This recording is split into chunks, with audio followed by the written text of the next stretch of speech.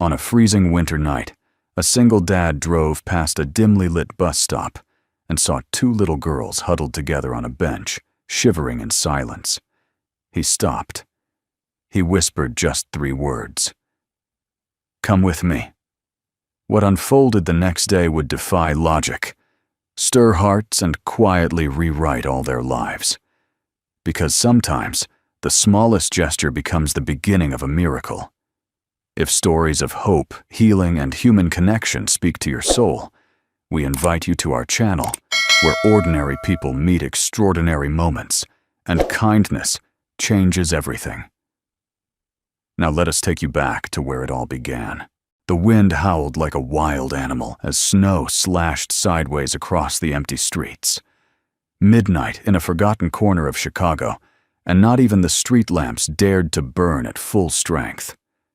Ethan Blake pulled his truck to a slow stop at the intersection, windshield wipers fighting a losing battle against the storm. His shift at the rail yard had run long again, 3rd double this week. He was exhausted.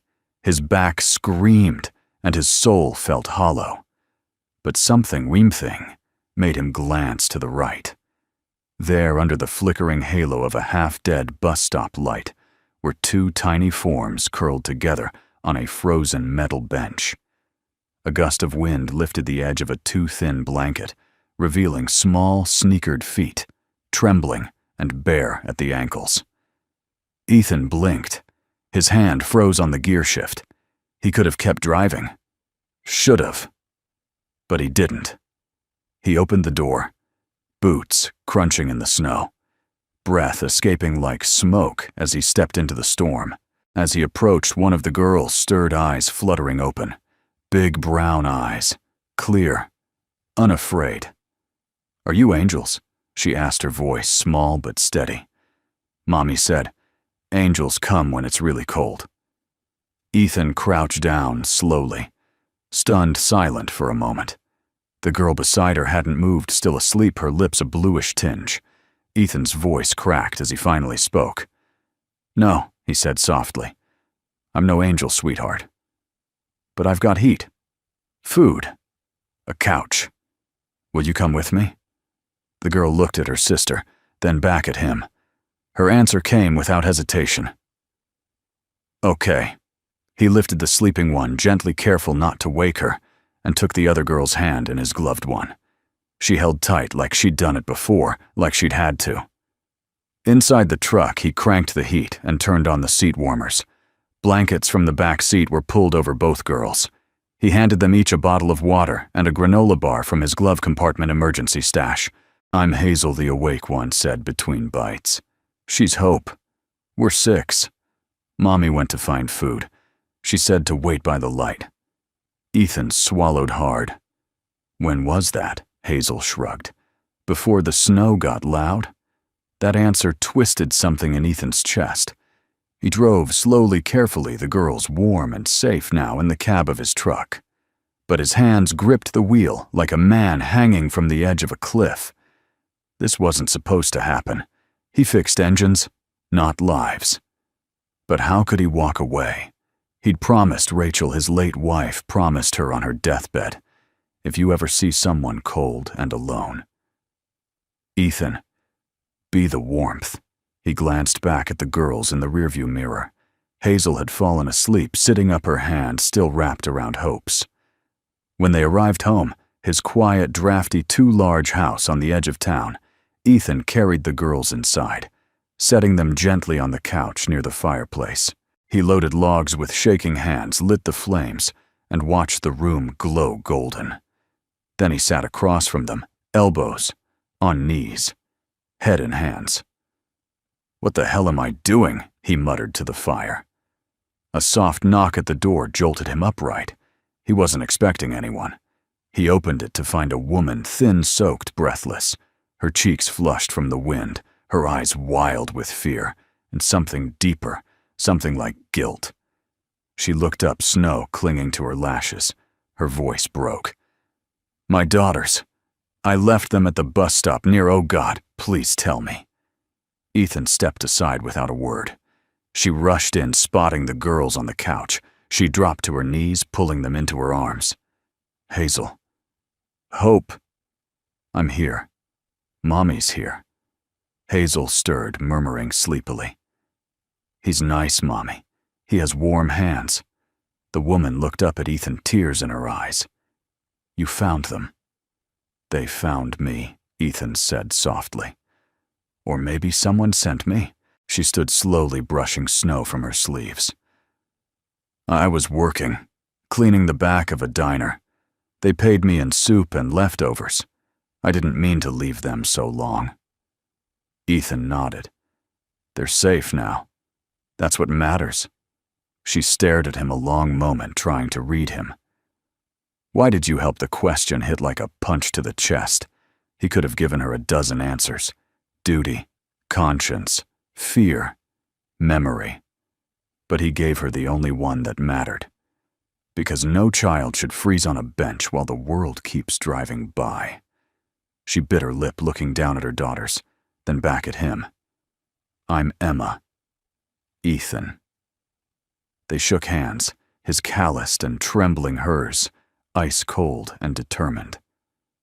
Emma glanced around his modest home, the photos of a woman long gone, a mantle dusty with years of silence, and a man standing in front of her, who looked more surprised than anyone that he had just saved a life. Maybe 3. Thank you, she whispered. Ethan didn't answer. He just looked at the fire and felt for the first time in years the thaw begin. And outside the snow kept falling, but inside the world had shifted. Quietly. Permanently. A miracle not with trumpets and angels, but with a whisper, a warm coat, and a man who didn't drive away. The morning light filtered through the frosted windows of Ethan's living room, casting soft golden lines across the worn hardwood floor. The fire had burned low, but its gentle warmth still lingered in the room like a memory. On the couch, the 2 girls lay curled together under an old flannel blanket, their tiny chests rising and falling in sync, as if they had spent their entire lives matching each other's breath. Ethan stood silently in the kitchen, holding a chipped mug of coffee between both hands. He hadn't slept. His back ached, and his mind felt like it had walked 50 miles in a snowstorm. But every time he looked over at the couch at the safety on their faces, he didn't regret a second. Emma had fallen asleep sitting upright in the armchair beside them. Her hair was damp, her coat still on.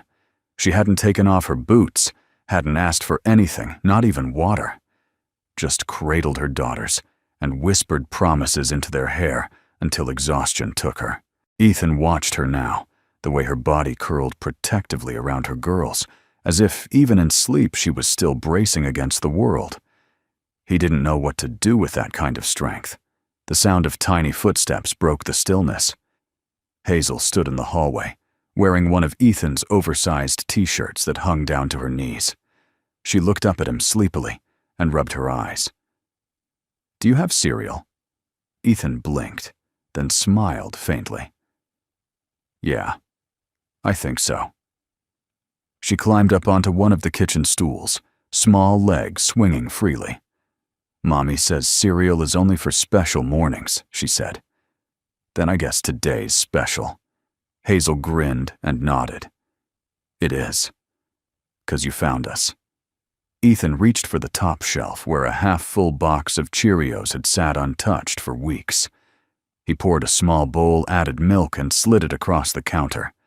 Hazel crunched her first bite thoughtfully, then asked, Are you gonna keep us? He froze. Keep you? Yeah, she said, like it was the most natural question in the world. You're nice. You have blankets and cereal. That's more than most people. Ethan opened his mouth, then closed it. I think that's a question for your mom. Hazel shrugged. She likes you. She called you steady. That's a good word. From the armchair, Emma stirred. Her eyes blinked open slowly. As soon as she saw the kitchen, she sat up alert, but not startled. She's not wrong, she said, voice rough with sleep. You are steady. Ethan nodded, awkward under the compliment. Figured they'd be hungry. Emma stood joint stiff and crossed to the kitchen, still in her coat. "Thank you," she said, then hesitated. "For everything." "You don't have to thank me." Emma leaned against the counter. "Yes, I do." There was a long pause between them. Outside, the snow had stopped. Sunlight reflected off the rooftops and danced across the frosted glass. The silence was easy, not heavy like it belonged there. Finally, Ethan spoke. "What's your plan?" Emma sighed, folding her arms. "To find work. Any work. Keep the girls warm, safe. I've got a place near the shelter, but it's not heated. Last night was worse than usual. I shouldn't have left them alone. I thought I could make it back before the cold got bad." "You did what you had to," Ethan said gently. "No," she replied, shaking her head. "I did what desperation made me do. That's not the same." Hazel looked up from her cereal. "Mommy, he gave us warm milk, too." Emma smiled softly. "Did he?" "Yup," Hazel said proudly. "And Hope didn't even cry once last night. Not even a little." Emma's smile trembled at the edges. Ethan cleared his throat. "You all can stay here. For a few days. Until you figure something out." Emma stiffened. "I don't want your charity." "It's not charity," he said, meeting her eyes. "It's an offer. No strings. Just safety." She looked at him for a long moment. "Why? Because no one else would have done it last night. And because I've got too many rooms in this house and too many regrets." Emma exhaled, her posture softening. "Just a few days." Ethan nodded.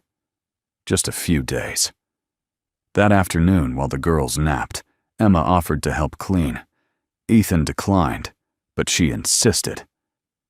"I feel better when I'm useful," she explained, rolling up her sleeves. She scrubbed the kitchen sink until it shone, wiped the counters, and even swept the living room floor, humming quietly as she worked. Ethan sat on the back steps, sipping coffee, and watching her through the open doorway. He hadn't realized until that moment how long it had been since his house felt alive. Later, as they prepared dinner, spaghetti with the last jar of sauce from the pantry, Emma leaned against the counter and said, "Hazel was wrong about something earlier." "Yeah," Ethan glanced over. "She said this morning was special because you found us." Emma met his eyes. "But I think it was special because Hope woke up smiling." Ethan didn't speak. He just watched her, feeling something in his chest shift. A name, a child, a smile. Hope. Maybe that was the beginning of everything. That night, after the girls fell asleep on a mattress, Ethan pulled into the living room. Emma stood at the front door. She looked at the snow-covered world outside, then at Ethan standing quietly beside her. "You ever believe in miracles?" she asked. "Not in a long time." She nodded slowly. "Me neither." He opened the door for her, letting the night air in. She looked up at the stars, then back at him. "Well," she said, her voice almost a whisper, "maybe it's time we tried." And they stood there, side by side, not saying another word. The miracle hadn't arrived in fire or thunder. It had arrived wrapped in a child's blanket, holding a twin's hand, whispering in the snow. Her name was Hope. The next morning brought a light rain that melted the snow into puddles along the gutters, but the chill in the air refused to leave. Ethan stood in his garage, hands stained with oil, sleeves rolled up, and a carburetor disassembled on the bench before him. He welcomed the distraction. Mechanical parts made sense. They didn't lie. They didn't feel. They just needed you to understand them. And right now, understanding anything else in his life felt impossible. Inside his house were 3 lives he hadn't expected to wake up to. 2 little girls who had begun calling his kitchen the magic cereal place, and a woman who looked at him like she couldn't decide whether to thank him or run. Emma. Her presence lingered in the house even when she wasn't in the room, like the scent of cinnamon and quiet strength. Ethan reached for the socket wrench, but paused when he heard laughter, soft, high-pitched giggles carried by the breeze from the backyard. He stepped to the open side door and peered out. Hazel and Hope were chasing each other in circles under the budding maple tree rain dampening their hair boots, splashing through muddy grass. Emma stood a few feet away, arms crossed, lips curled in a quiet smile. "You're letting them get soaked," Ethan called out. Emma turned her expression defiant. "They're not glass. They're kids. And this might be the first backyard they've ever played in." Ethan smirked despite himself. "You gonna clean them up afterward? I'll hose them down if I have to."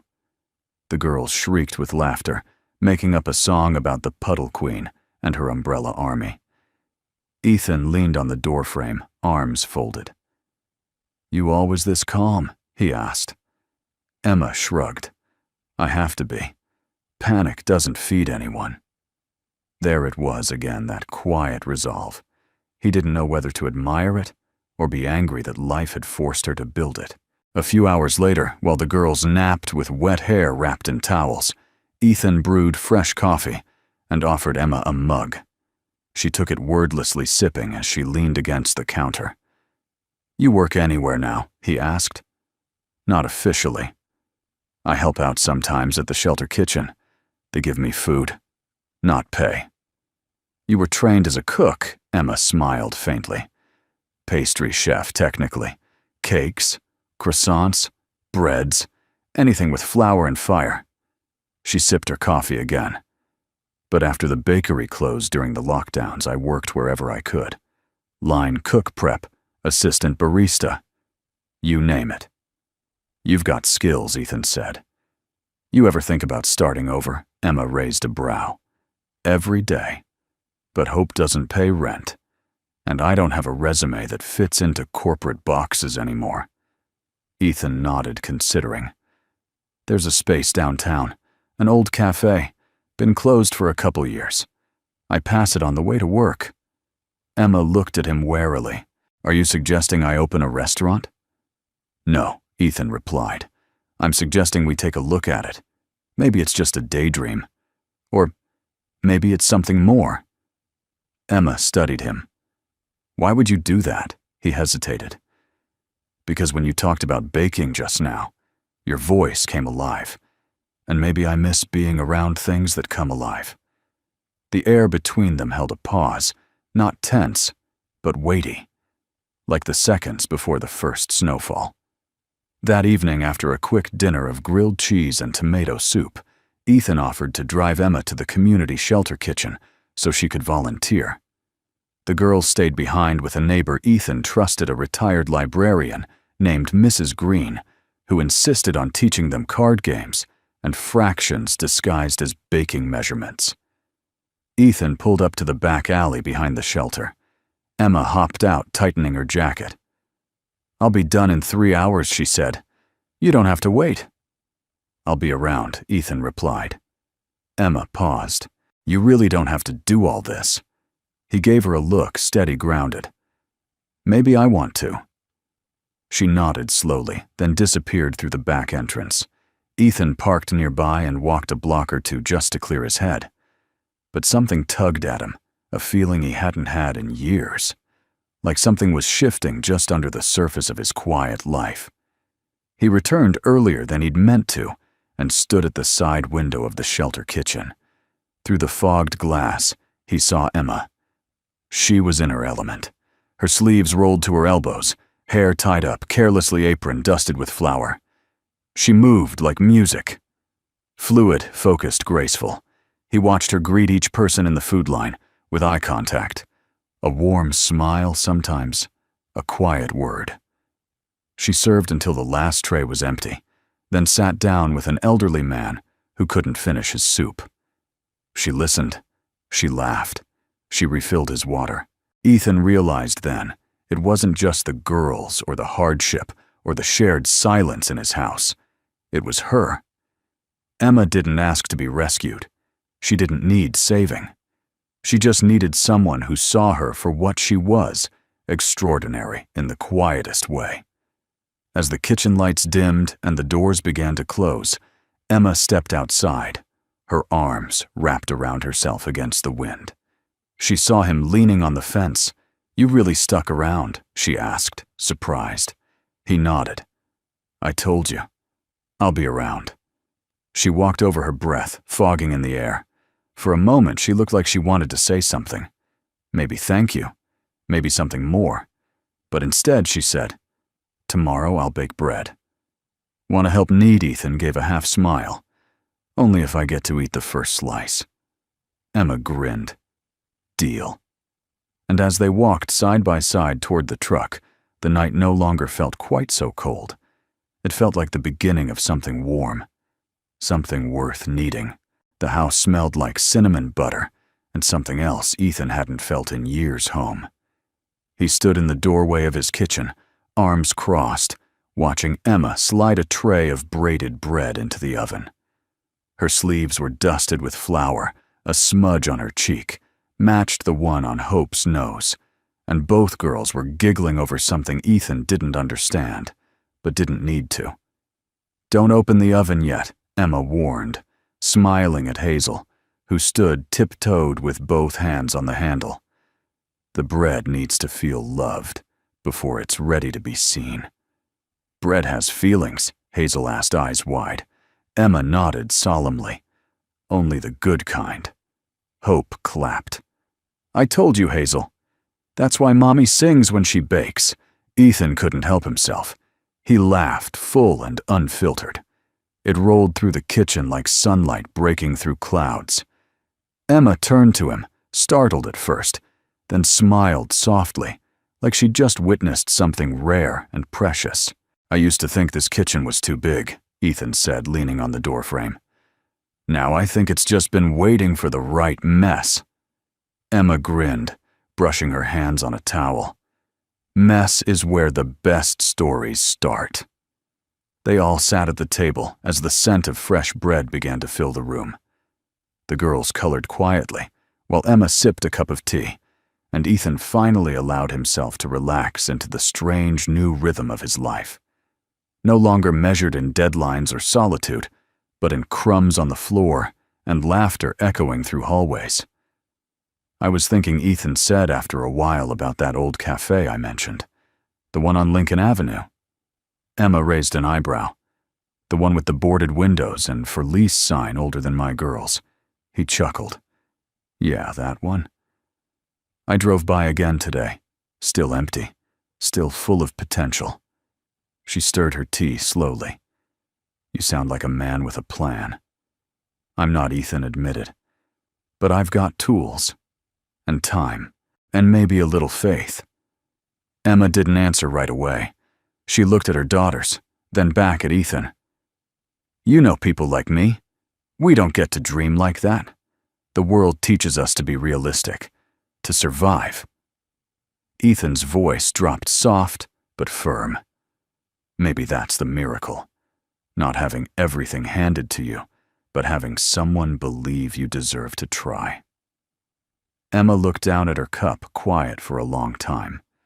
When she finally spoke, her voice was low, raw.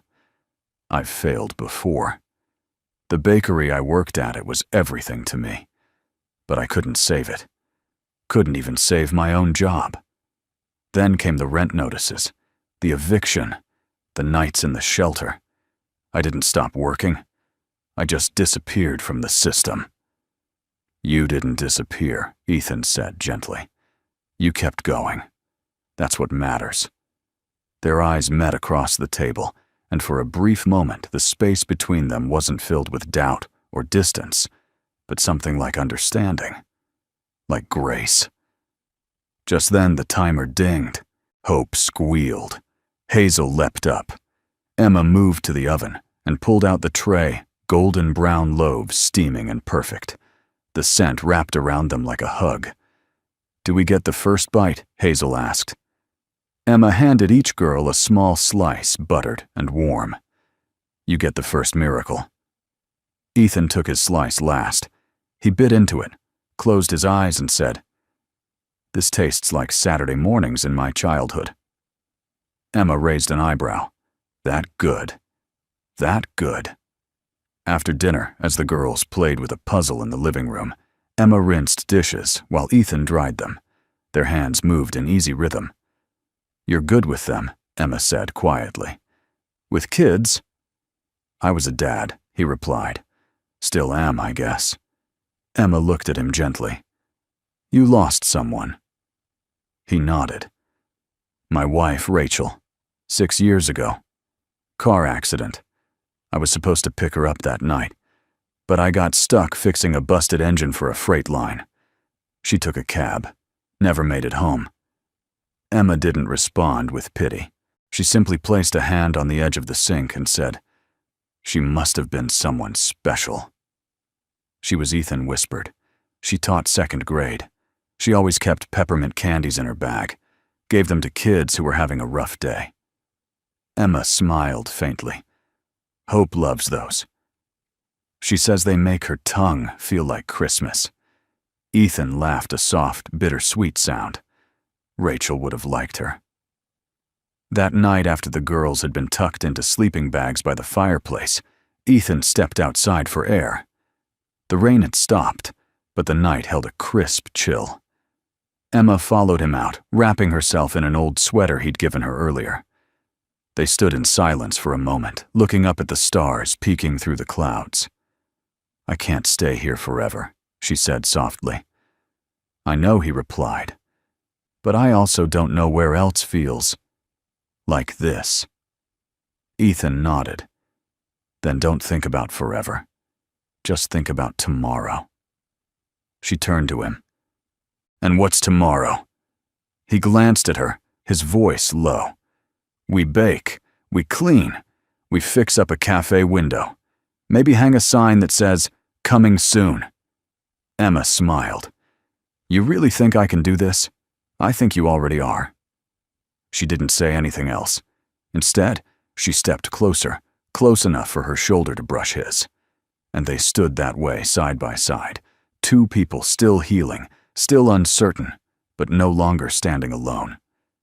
Inside the house, Hope stirred in her sleep and whispered, "Peppermint."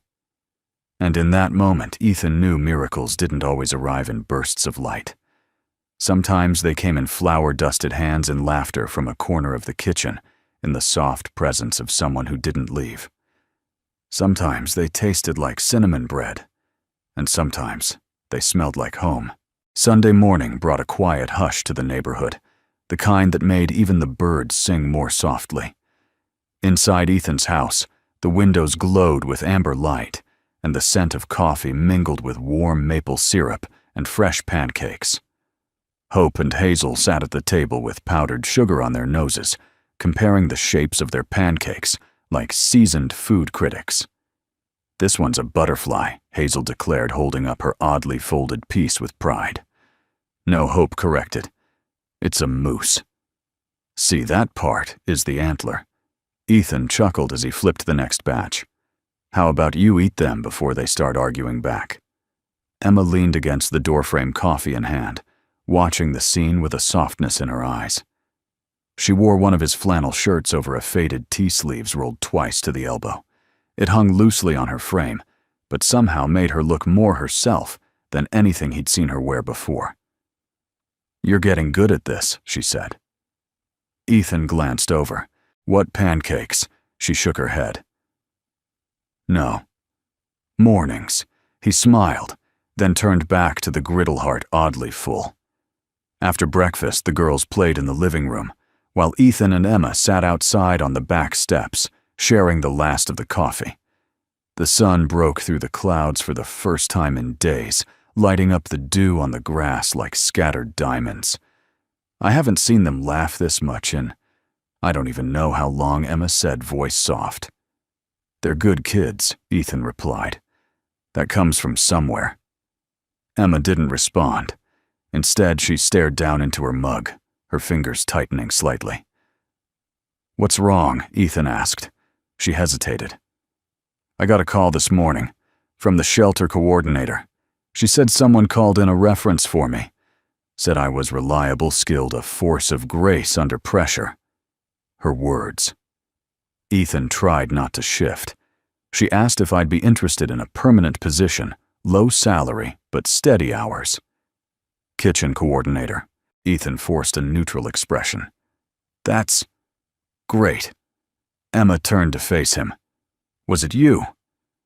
He looked at her for a long moment, then nodded once. Yeah, it was. She exhaled. Not angry, just quiet.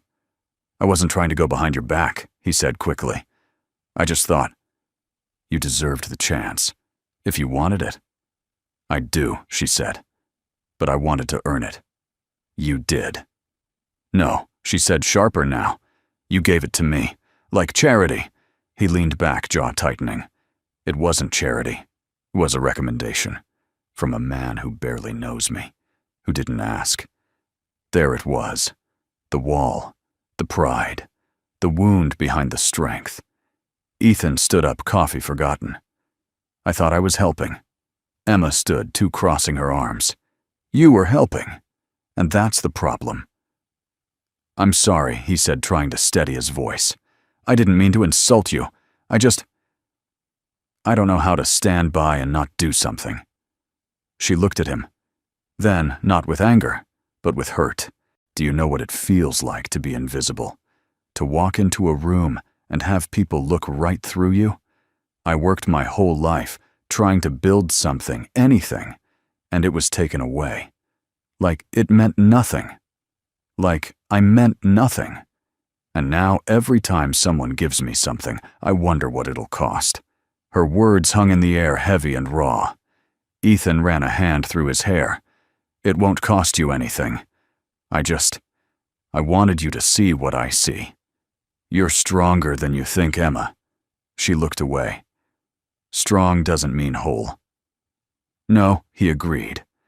But it means you're still fighting.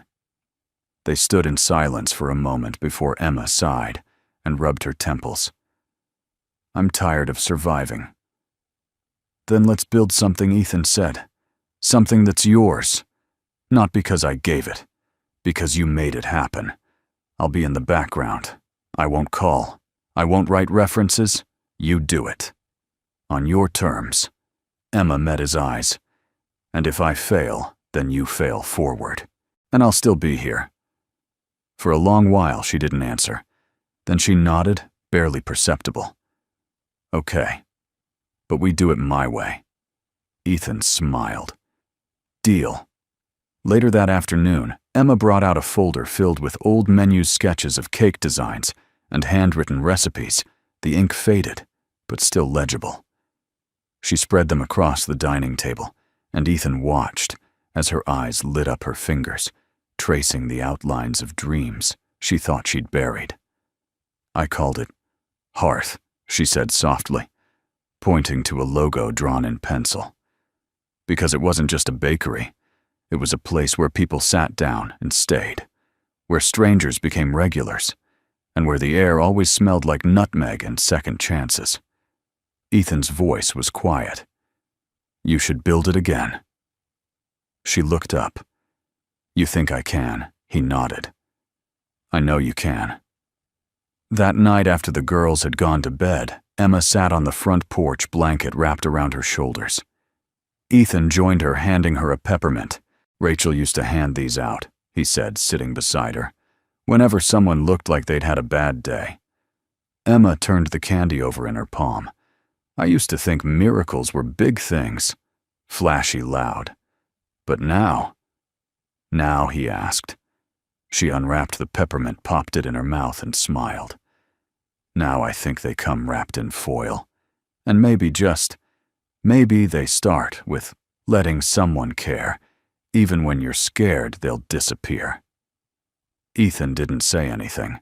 He just reached over and gently took her hand in his. She didn't pull away. The porch light flickered, and somewhere deep inside both of them, something fragile and warm began to take root. Not a rescue, not a romance, but a rebuilding. Brick by brick, hand in hand. Rain returned 2 days later, steady and unrelenting, drumming against the windows of Ethan's house, like a quiet insistence that the world was still moving, even when they weren't quite ready to. Emma stood at the stove, stirring a pot of lentil stew, with a rhythm that had nothing to do with hunger and everything to do with thought. Her brow was furrowed, her hair tied back in a haphazard bun, and flour still dusted her jeans from that morning's attempt at homemade rolls. Ethan leaned on the doorway, arms crossed. "You're making that face again." Emma didn't look up. "What face? The one that says you've already solved the problem but don't like the answer?" She finally glanced over, lips twitching. "That obvious, huh?" He stepped into the kitchen, reached for a towel, and began drying the dishes she'd left in the sink. "What is it?" She turned down the heat and sighed. "It's the space. The cafe I told you about, the original hearth, it's gone. Torn down 2 months ago for a parking garage. I finally confirmed it this morning." Ethan nodded slowly. "That's a blow. More like a gut punch," she admitted. "But I can't stay in your house forever, and I can't keep dragging Hope and Hazel from shelter to shelter every time I lose footing. I need permanence." "What if I told you I knew a place?" Ethan asked, placing the last clean bowl in the cabinet. Emma raised an eyebrow. He leaned against the counter. "An old church basement. Abandoned. Used to be a rec center. I helped winterize the boiler for them years ago before they ran out of funds. Still got the key from the last time they asked for help." Her brow furrowed. "You think it's usable?" "I think with the right hands it could be transformed." Emma tilted her head, curiosity mingling with skepticism. "And you just so happen to know where this place is. I might have passed by it yesterday." Emma narrowed her eyes. "And you might have had this idea for longer than you're letting on." He gave a non-committal shrug, then smiled. She set down the ladle and folded her arms. "Let's see it." They drove through the rain, the girls at home with Mrs. Green again, who had all but adopted them as part of her after-retirement project. Emma sat quietly in the passenger seat, staring out the window as old brick buildings blurred past. The church stood on a quiet corner at the edge of the neighborhood, red-bricked and worn by decades of wind and time. The front signage was rusted, but intact: St. Martin's Community Hall. All are welcome. Ethan led her around the back, where a stairwell descended to a heavy door. He pulled a ring of keys from his pocket and hesitated. "You sure he asked?" Emma didn't answer with words. She simply took the keys from his hand and opened the door herself. The basement was cold, musty, and dimly lit by 2 narrow windows near the ceiling. Cobwebs clung to corners. Dust danced in the air. But in the center of the room stood a long, industrial-grade kitchen counter, flanked by old metal shelves and a gas range that had seen better decades. Emma stepped inside slowly, her boots echoing against the concrete floor.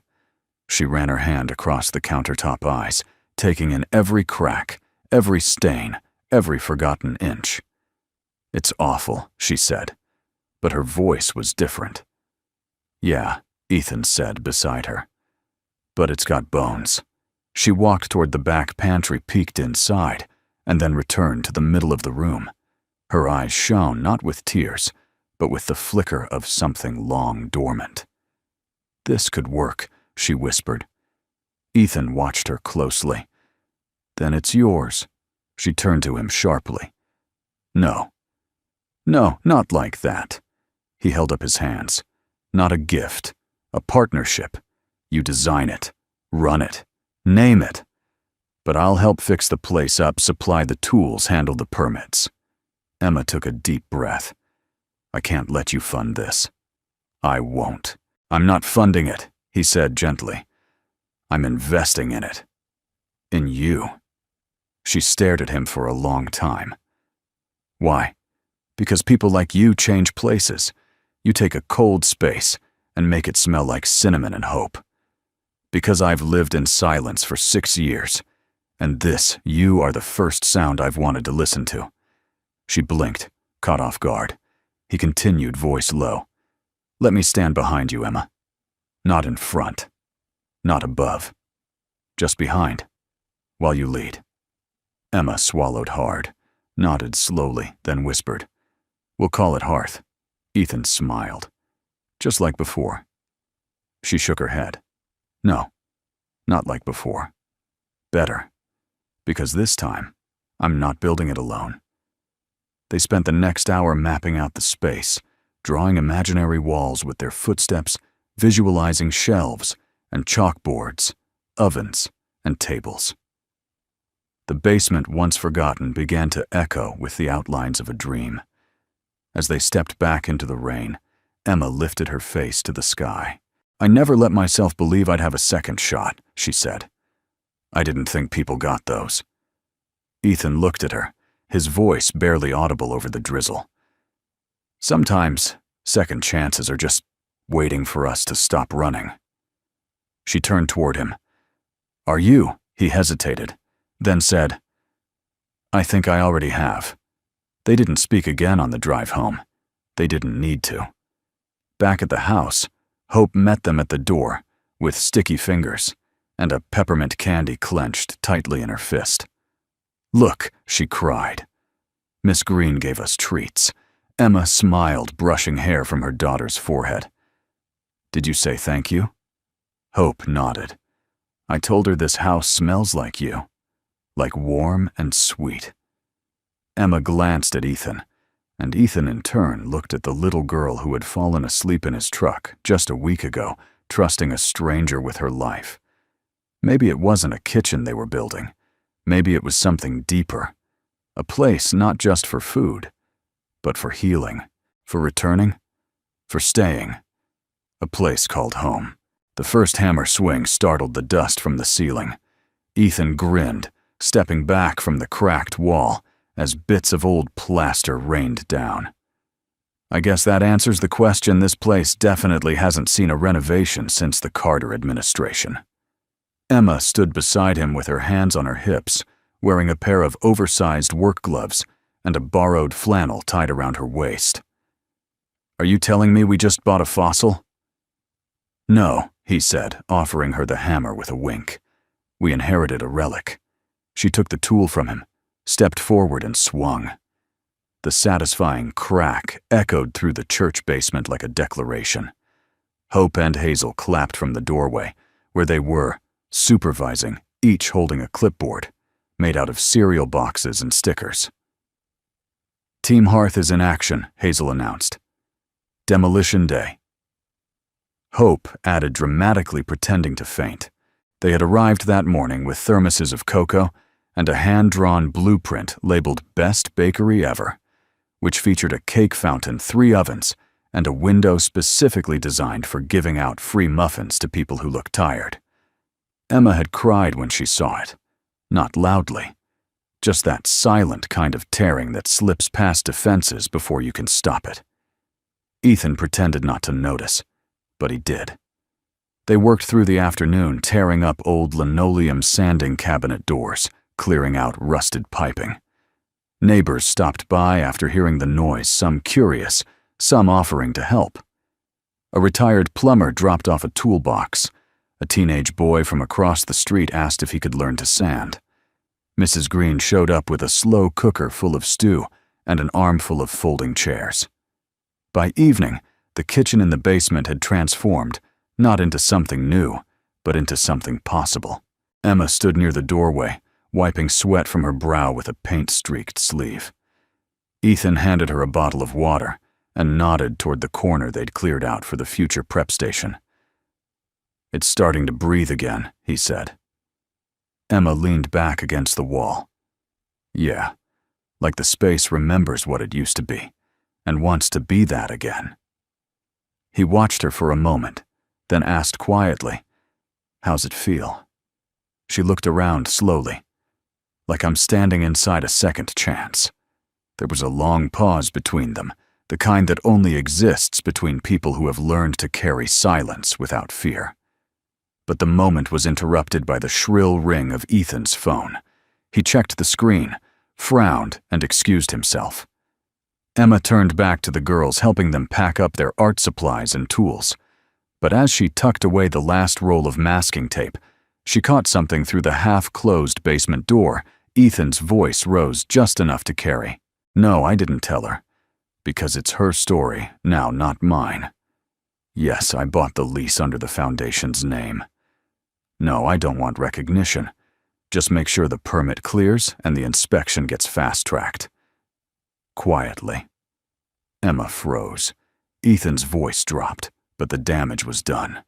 Her heart thudded hard against her ribs. She knew what this meant. She had wondered, suspected, hoped she was wrong. She wasn't. She didn't say anything that night. She helped load the girls into Ethan's truck, accepted the ride home, smiled faintly when he offered to carry in the folding chairs, and laughed when Hazel proudly declared that she'd totally done most of the hard work today. But inside, something had shifted. After the girls had gone to bed, Emma stood at the kitchen sink rinsing paintbrushes. Her shoulders were tense, her jaw set. Ethan sat at the dining table scrolling through repair estimates and supplier lists, unaware of the slow boil happening just a few feet away, until she finally spoke. "You bought it." Ethan looked up, confused. "What? The lease, the space, the whole thing. You bought it under your foundation. You're paying for everything." He sat up straighter. "Emma, you didn't tell me. I was going to," he said quickly. I didn't want it to feel like I was taking over." Emma turned, eyes blazing. "But you did take over. You handed me a dream, then pretended it was mine." "That's not fair," he said. "I was trying to help." "No. You were trying to control it." Quietly. Nicely. With good intention, sure, but still control. Her voice broke. "You think I don't see it? That you didn't trust me to make it happen on my own?" Ethan stood now. "That's not true. I believe in you, Emma, more than anyone." "Then why not tell me?" she demanded. "Why not give me the truth instead of another handout dressed as generosity?" His voice lowered. "Because I was scared." She blinked. "I was scared that if I told you, you'd walk away, that you'd think I pitied you, that all of this, all we've been building, would fall apart." Emma's breath caught. Ethan stepped closer. "I wasn't trying to rescue you. I swear. I've lost someone before. I know what it's like to want to fix things, to do something and be too late. I didn't want to be too late this time." Her expression softened just slightly, but the wound was still raw. "I didn't need to be rescued," she said quietly. "I needed to be trusted." Ethan nodded slowly. "I know. And I broke that." She didn't respond, just turned away, wiped her hands on a towel, and walked down the hallway toward the guest room where the girls were already asleep. Ethan remained at the table long after the light in her room went dark. Outside, the rain picked up steady and cold. He sat in silence, surrounded by blueprints and dreams and half-folded permits, everything he thought would build a future. But without her trust, it all felt hollow. He had built a kitchen. He had built a space. But somewhere along the way, he had forgotten to build the one thing that mattered most, a bridge between their fears. And now, for the first time in weeks, the silence in his house felt like it used to, heavy, cold, and alone. The bench hadn't changed. Same flaking paint on the metal frame. Same cracked concrete beneath. The same weary yellow lamplight above, casting long shadows in the winter dusk. Ethan sat there, elbows on his knees, hands clasped tight as if trying to hold something broken together.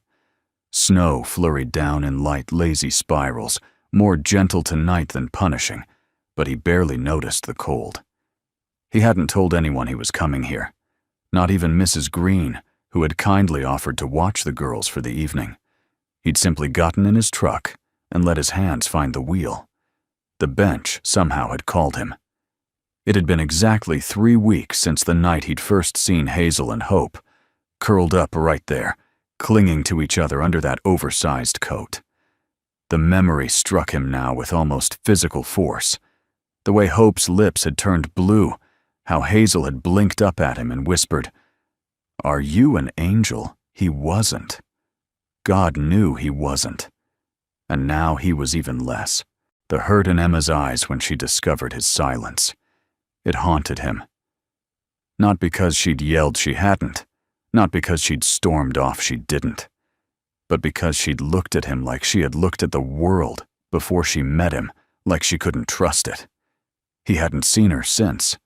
She hadn't left the house entirely, but she'd been absent in every other way, moving around him like smoke, quiet, untouchable. They still shared space, but not words. The warmth of bread and cocoa had given way to a chill neither firewood nor small talk could thaw. And so here he sat, back where it all started, back where miracles once whispered on the wind. He leaned back, slowly staring up at the lamplight. The snow blurred the edges of the world, softened the harsh lines of the city. A car passed in the distance, headlights glancing off the wet pavement, like passing ghosts. He remembered the way Emma had spoken about second chances the night they first visited the basement, about building something better together. "Let me stand behind you," he had said. But instead he'd stood in front of her, trying to shield, trying to protect, trying too hard. Because deep down, he had still believed that love meant doing, not trusting. He reached into the pocket of his coat and pulled out the peppermint wrapper she'd left beside his coffee mug the morning after their last conversation. She hadn't said a word, just set it down beside his untouched breakfast and walked away. Peppermint. Rachel's favorite. Emma's too now. He stared at the crinkled foil for a long time, and then softly he said aloud, "I didn't save her." The snow drifted around him, silent witnesses to his confession. "I didn't save Emma, or the girls, or anyone." He looked up at the sky, snow catching in his lashes. "She saved me." His voice cracked at the edges. "She saved me from this silence, from this loneliness, from thinking that just surviving was enough, from believing that fixing things meant fixing people." He breathed out a long, shivering sigh. "I don't want to fix her. I just want to love her, exactly as she is." For a moment the bench creaked beneath him as the wind shifted. And then, a quiet voice behind him. "You always talk to street lamps, or is today special?" He turned so quickly it made his shoulder ache. Emma stood a few feet away, arms wrapped around herself, hair damp from the snow cheeks, pink from cold. Her eyes held something unreadable, wary, tired but not closed. Ethan stood up slowly, uncertain whether to speak or move closer. She answered the question for him by stepping into the light toward the bench, stopping only when they were just a breath apart. "I followed you," she said simply. "Mrs. Green told me you left without saying where. I figured if I were a man needing to remember why he started something, I'd come back to the beginning." He opened his mouth to speak, but she held up a hand. "I need to say something first." He nodded. "You hurt me," she began, voice steady but quiet. "Not because you helped, but because you didn't believe I could do it without you stepping in silently. I know you meant well. I know your heart was in the right place. But I've spent years having people mean well. It's not the same as being seen." Ethan swallowed hard. "You're right." She blinked, a little surprised by the simplicity of his answer. "I wanted so badly to make sure you succeeded," he continued, "that I forgot the most important part wasn't the success. It was your choice, your strength, your lead." Emma's eyes glistened, but she didn't look away. "I never pitied you," he said. "I never saw you as fragile. I saw you as fire. I didn't want you to burn alone." They stood there for a long moment, the snow wrapping around them like a blanket of absolution. Then Emma said softly, "The space is ready. The inspection's cleared this morning." Ethan blinked. Already she nodded. "I called in a few favors. And the permits, I filed them. Myself." He smiled. Good. Emma reached into her coat pocket and pulled out a folded piece of paper. I want you to see this. He opened it carefully. It was a mock-up menu, handwritten. At the top, in elegant looping script, the Hearth Cafe, a place to come home to. Below that, in a child's handwriting clearly added later in marker, were the words, free cookies for kind people. Hazel. He laughed quietly, then looked up. Emma stepped closer. I don't need you to build it for me, she said. But I wouldn't mind building it with you. His breath caught. Are you sure? She nodded. But only if we lead together. Not you behind me. Not me behind you. Side by side. He reached out, brushing snow gently from her hair. I'd like that, he whispered. She smiled. Then let's go home. The girls are making a sign. Apparently, we're having a grand soft opening. He raised an eyebrow. What does that even mean? I have no idea. But there's glitter involved, and Hazel is very serious about dress code. They both laughed, and as they turned to walk back down the street side by side, the snow continued to fall around them soft, slow and forgiving. It didn't erase the past, but it covered the hardest parts just long enough to let something new grow. The sign was crooked. Hazel had taped it herself. Bold purple letters scrawled across a glitter-dusted banner that hung slightly lopsided above the entrance. Grand soft opening, cookies and cocoa inside. Hugs optional. Ethan stood on the sidewalk, coffee in hand, staring at it with a kind of helpless fondness. Should we fix it? Emma appeared beside him, tying her apron, her cheeks flushed from the cold and early morning prep. Hazel said it's intentional. Something about imperfections being beautiful. He glanced at her sideways. She gets that from you. She gets the glitter from me, Emma replied. The poetry is all her own. The Hearth Cafe reborn from old church walls, and Second Chances opened its doors that morning for a quiet gathering of neighbors, volunteers, and anyone in the community who needed warmth. Not a grand launch. No press. No flyers. Just word of mouth and the promise of fresh bread kindness, and something sweeter than either. Inside the basement glowed with soft pendant lights and the warm amber hue of exposed brick. A chalkboard menu leaned against the back wall, boasting a simple lineup. Spiced apple muffins, lentil stew, honey oat bread, cocoa with peppermint cream. At the corner of the counter, a small wooden sign carved by Ethan's hands read, "A place to come home to." People filtered in slowly. A grandmother with her granddaughter, a nurse just off the night shift, a man in construction boots with paint still on his hands. They were greeted by Hope and Hazel, now proudly titled Ambassadors of Smiles, each holding out peppermints and handmade stickers that said, "You matter." Ethan manned the front, pouring cocoa and offering refills with a quiet steadiness that earned him a dozen thank yous before noon.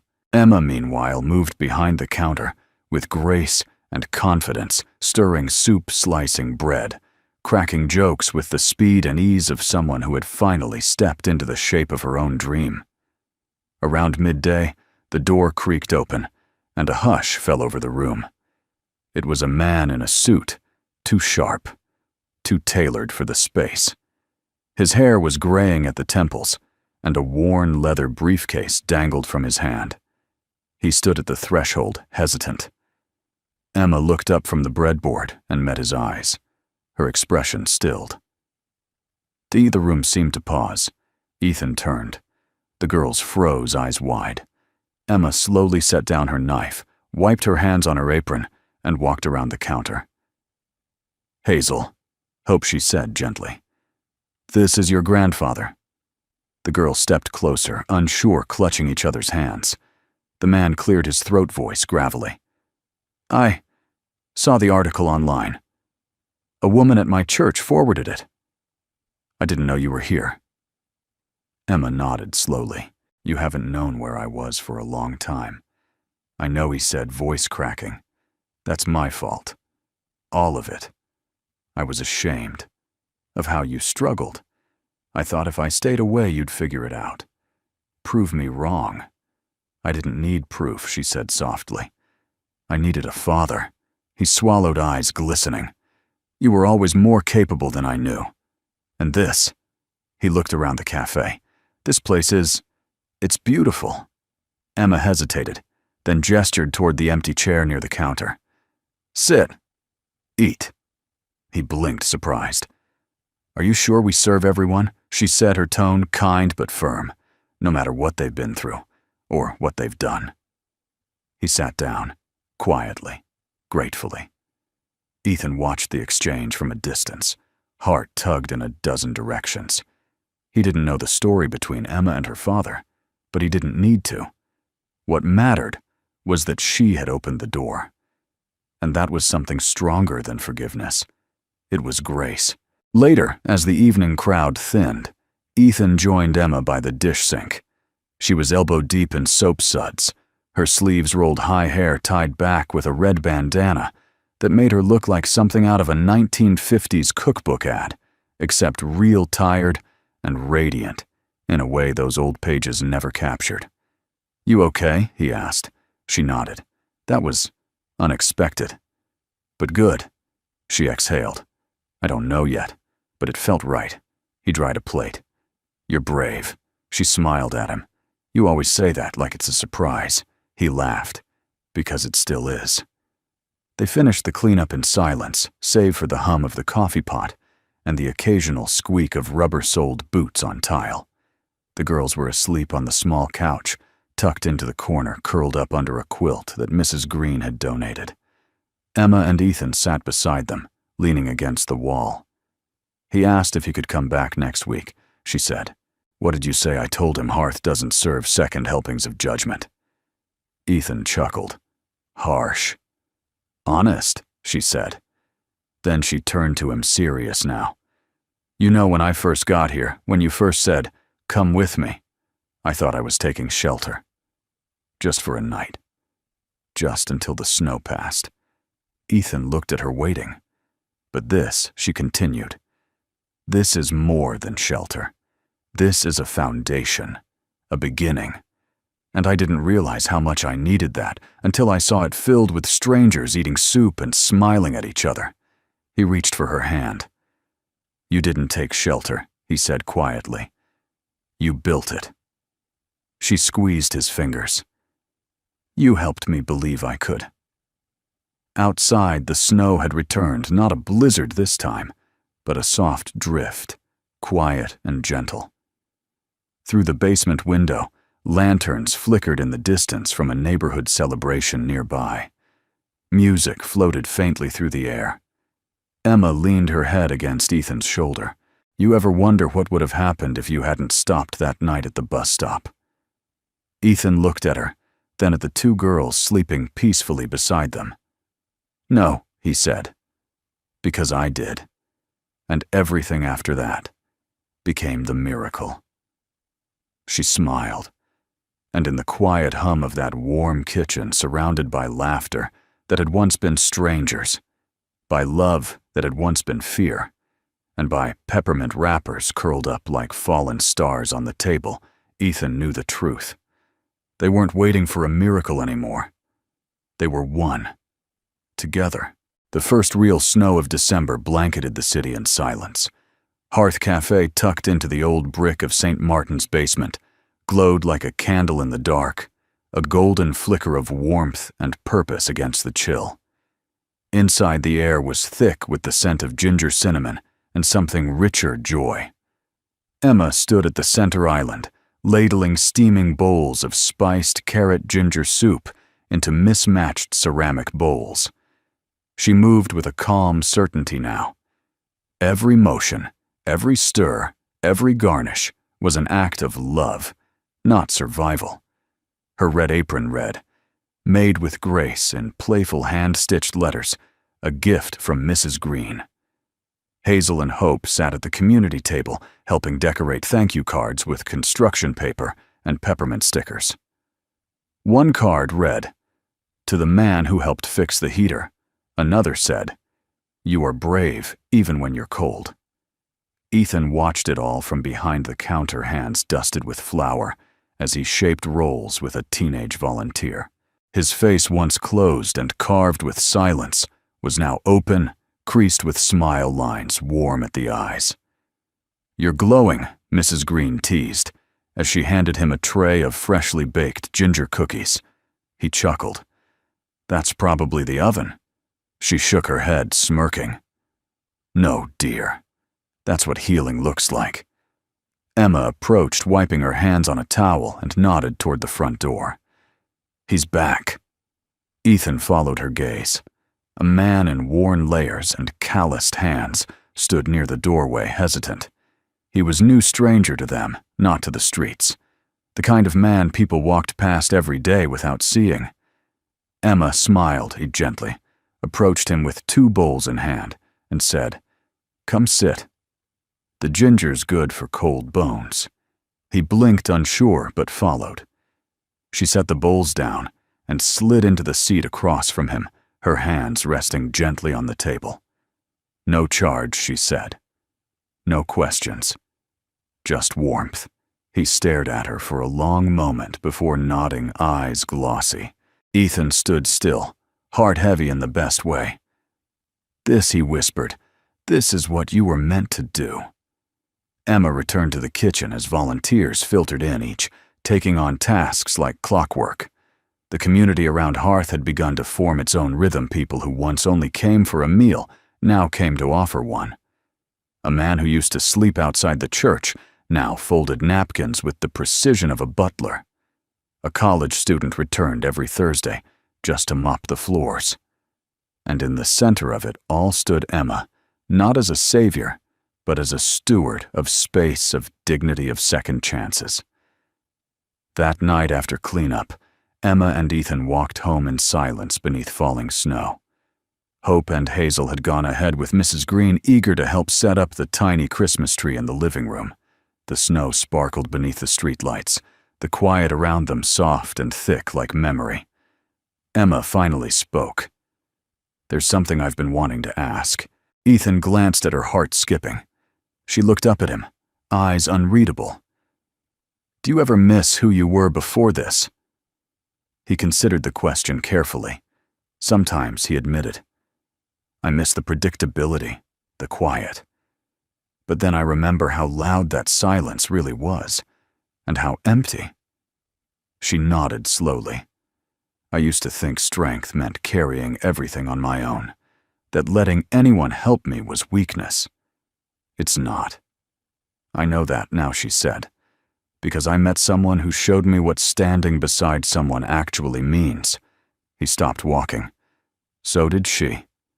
They stood in the middle of the sidewalk, snow gathering on their coats, on her eyelashes, on the knit scarf she wore, one he had given her weeks ago, still faintly smelling of cedar.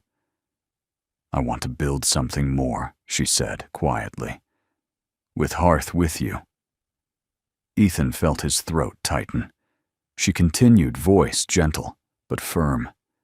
"Not as a project, not as a rescue, but as a life. A messy, imperfect peppermints on the floor kind of life." His voice was hoarse.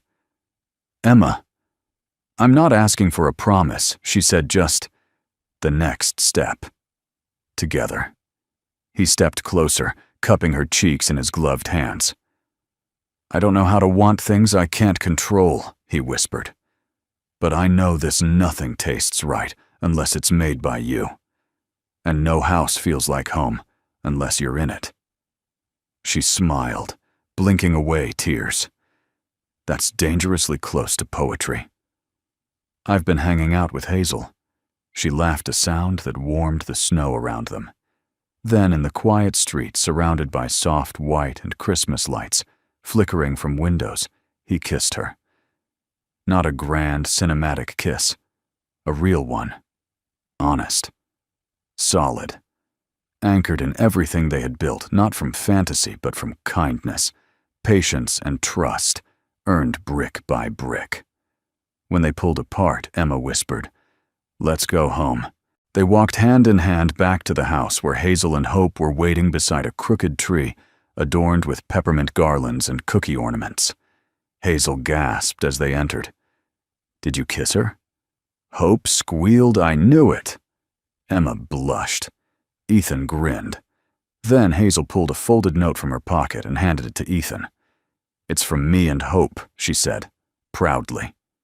He unfolded it. In uneven crayon letters, it read, "Thank you for saying, come with me." We came. Now we're home. He knelt, wrapping both girls in his arms, his voice trembling. "I should be thanking you." Emma stood above them, arms folded, tears in her eyes.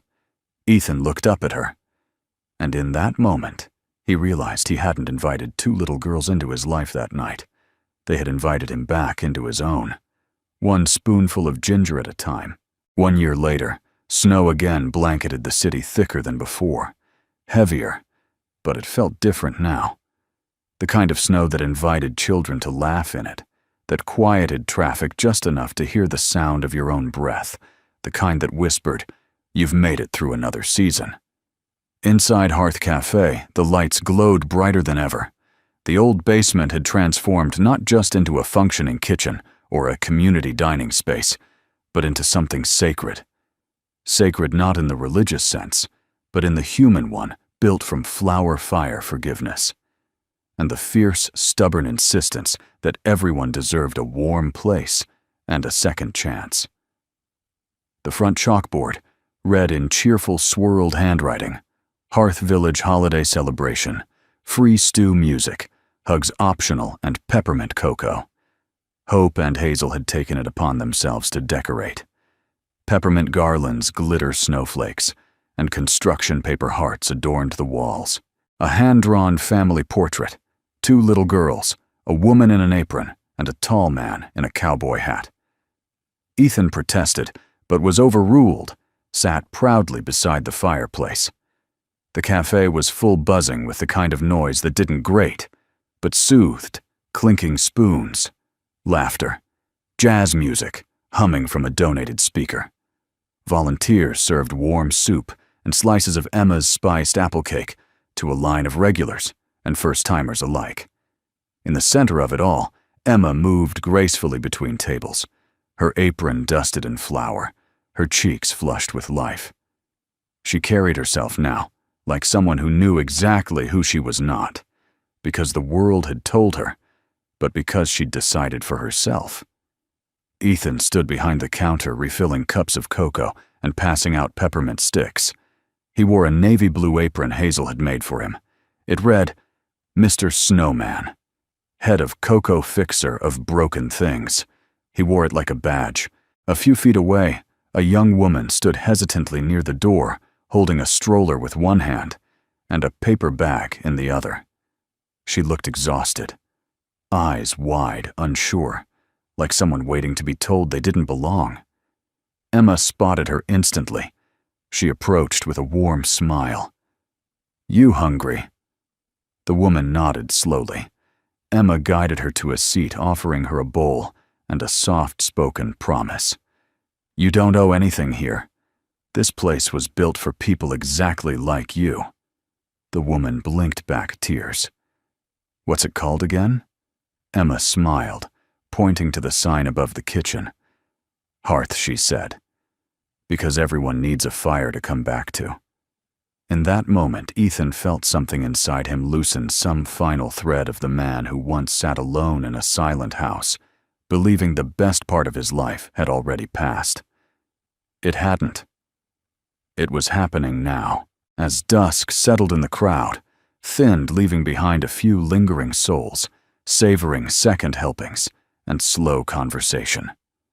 Hope and Hazel sat cross-legged near the fireplace, whispering secrets and giggling. Mrs. Green knit quietly in the corner, wearing a cardigan she swore was festive enough. Ethan approached Emma near the dish sink. She was humming off-key but happy as she scrubbed a stubborn pan. "Can I steal you for a moment?" he asked. She turned. "Depends. Is it romantic or business? Little of both." She dried her hands on a towel, raising an eyebrow. "I'm listening." He took her by the hand and led her through the back hallway to the narrow stairs that led to the upstairs storage room, the one they hadn't touched since renovations began. When she opened the door, her breath caught. It was no longer a storage room. Inside was a small reading nook, a shelf of well-loved books, a table with a kettle and mugs, and 2 armchairs by the window that looked out onto the snowy street. But at the center, under soft string lights, sat a wooden bench. The same bench. The one from the bus stop. Restored. Repainted. Its once rusted legs now sturdy. Its worn seat now sanded smooth, stained a soft honey gold. Emma stepped closer, fingers trembling. "You kept it. I found it at the salvage yard a few months ago. Thought maybe it was time it had a better home." She sat slowly, running her hand across the surface. "It started here," she whispered. "Everything." Ethan sat beside her. "And now, it's where we rest." She leaned her head on his shoulder. "How did we get here?" He smiled. "A 6-year-old asked if I was an angel. I said no. But she came with me anyway." Emma chuckled, eyes wet. "You know I used to pray for miracles when I had nothing. When Hope and Hazel were cold and hungry, and I thought we wouldn't make it another week. And now I believe miracles aren't magic. They're people who stay, who show up, who build something with you when the world says it's easier to walk away." Ethan kissed the top of her head. They sat in silence for a while, watching the snow fall beyond the glass.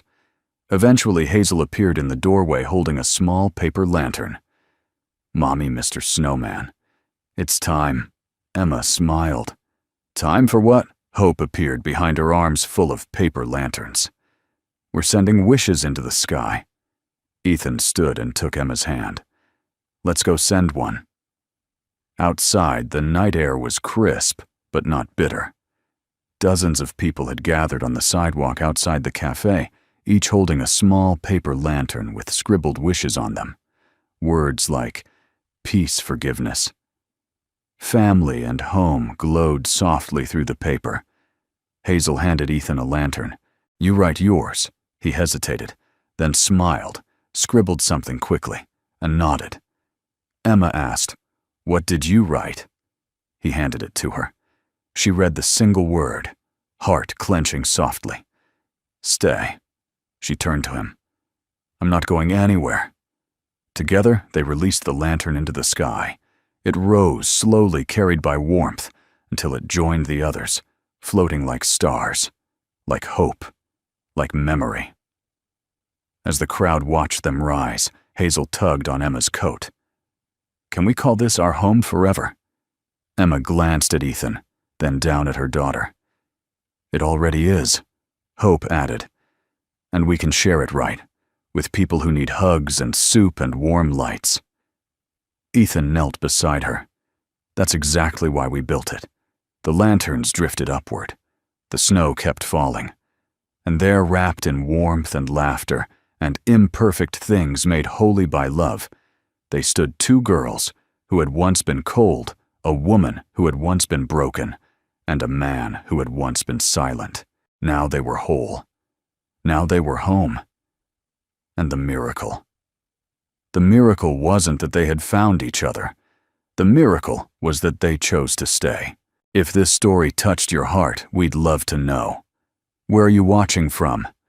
Drop a comment and share a little piece of your world with us.